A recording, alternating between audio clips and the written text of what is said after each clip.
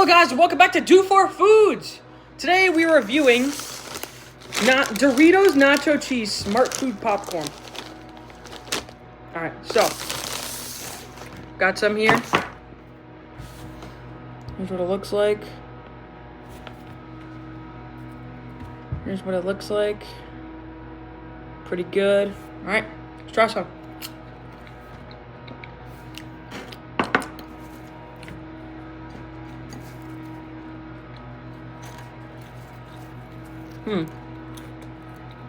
I so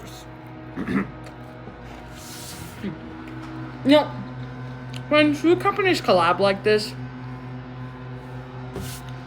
like Doritos and Smart Food, or I'll say like a cereal or like a chip, something like that, it usually tastes terrible, but this tastes really good.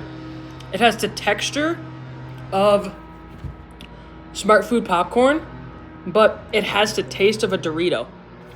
So overall, I give this an 8 out of 10. Very good. Anyways, make sure to like, subscribe, comment, and turn on notifications so you never miss another one of my videos. And see you guys in the next one. Bye-bye.